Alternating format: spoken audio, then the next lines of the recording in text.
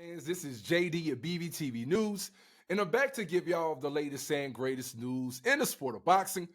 With that being said, man, if this is your first time on the channel, I would like to invite you to hit that subscribe button, as well as hit that notification bell so you're updated on our latest releases here at Boxing Vibes TV. Now, that being said, man, let's talk about the pie in the sky dreams of one Saul Canelo Alvarez.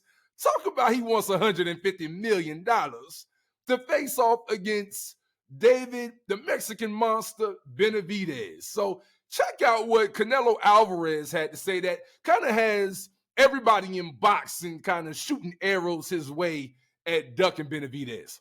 You know, I'm the one. So, but if one promoter who I work to, they come and say, I offer to you 150 to 200 million, I fight tomorrow. Canelo, that's the only reason I fight with him, because the only thing he brings to the table is 25 more pounds. Canelo, I think this is a great fight. Now, with Canelo Alvarez saying something like this, I've never seen a fighter, publicly price themselves out of a bout like we just witnessed with Saul Canelo Alvarez. A lot of times in backdoor negotiations, you see fighters, sometimes price themselves out or say that they're the A side or say, this or that to another fighter, but it never reaches, the public view as to how a fighter probably really didn't want to fight and they end up pricing themselves out. So this has got to be the first time that I've ever witnessed a fighter, especially of this magnitude of a Canelo Alvarez, publicly in front of the whole world, essentially say, I don't want to fight David Benavidez.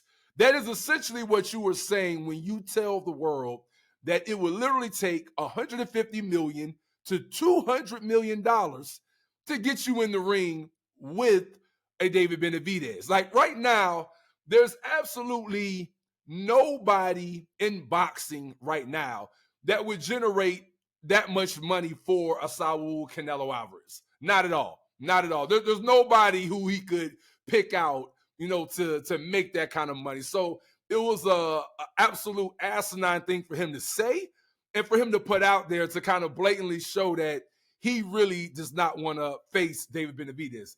Then, to compound it and make it even worse, he said that David Benavidez, who a lot of people, regard as one of the top fighters in boxing, period, he said that, all he has to bring to the table is an extra 25 pounds. Like, bruh, like, what are we talking about here? Now, I got to dissect this and kind of unpack this a little bit and kind of go down the road as to why we really shouldn't be shocked when we truly, truly think about what Canelo Alvarez just said, right?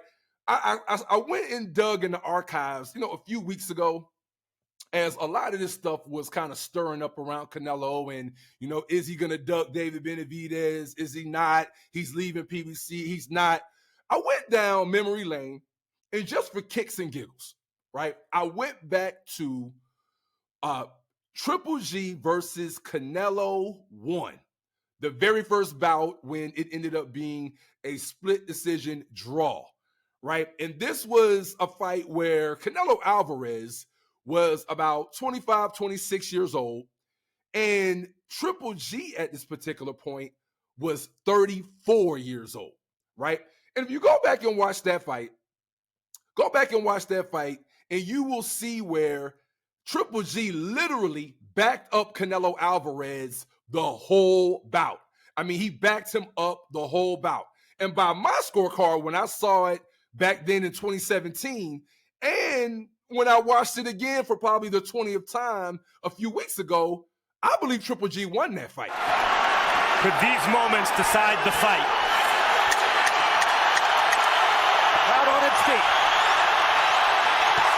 Hard right hand by Golovkin. And another one. Golovkin finished with a small rally. Crowd is going berserk. They love the action they saw.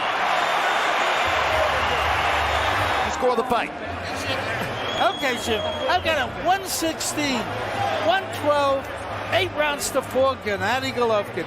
You know, Jim, I thought that, Gennady was just in better physical condition. To me, in rounds, 6, 7, 8, 9, 10, Canelo was fading into the ropes because of the fact that he was tired. Be as it may, 8 rounds to 4, Golovkin. Now, the reason why this is critical is because what David Benavidez presents is he presents a younger, stronger, and bigger Gennady Golovkin, right? Again, I'll say that David Benavidez presents being a younger, bigger, and stronger Gennady Golovkin. So when we look back in history, right, and this is why Canelo Alvarez talks about the extra 25 pounds, right? It's because when you look back in history, by a lot of people's view, he lost the first Triple G bout. And this was against a 34-year-old Gennady Golovkin, right?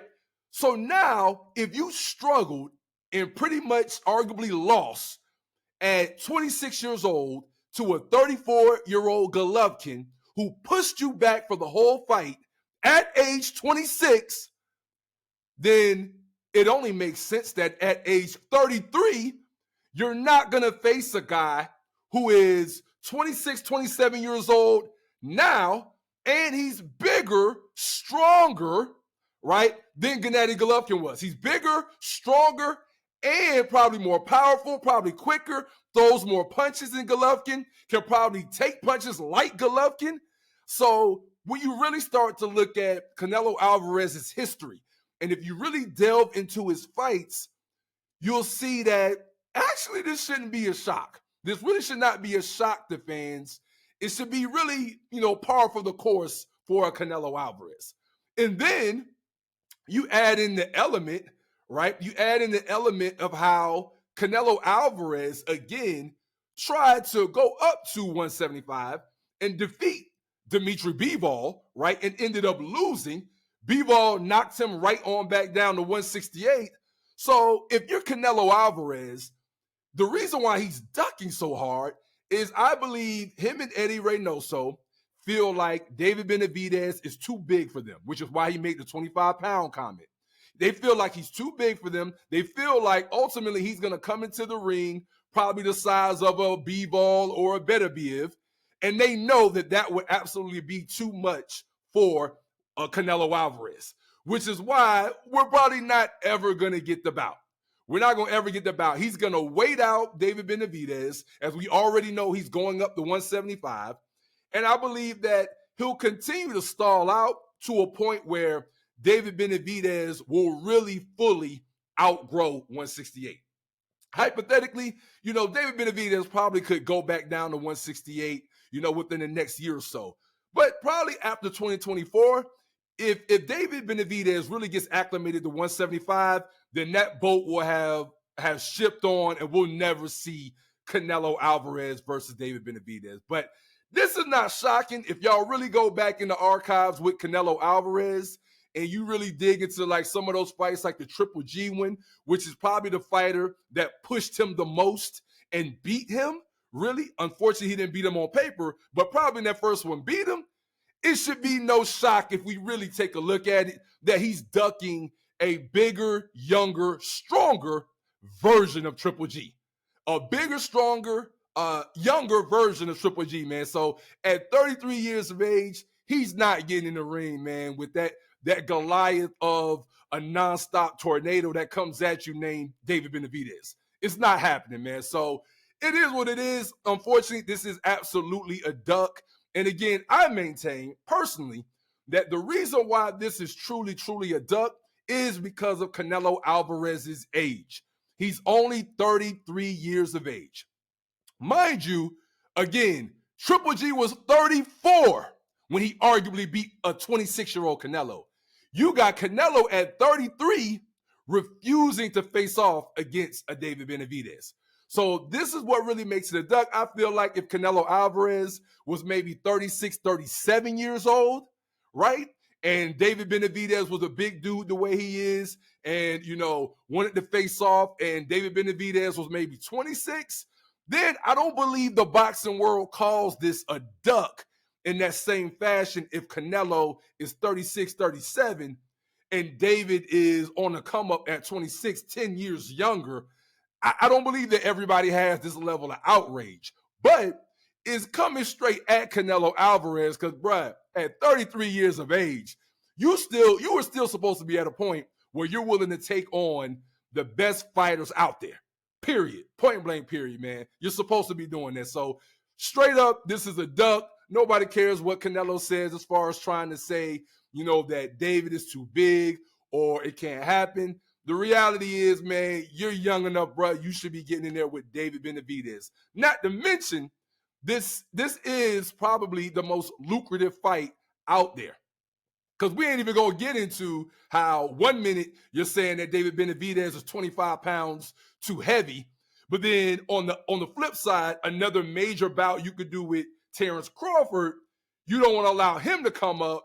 So you got Canelo Alvarez, who pretty much has a reason not to do two of the most, you know, massive bouts in boxing right now that would be the most lucrative. Hands down, everybody in boxing, whether you think it's a huge weight gap or not, would love to at least see for entertainment Canelo versus Bud.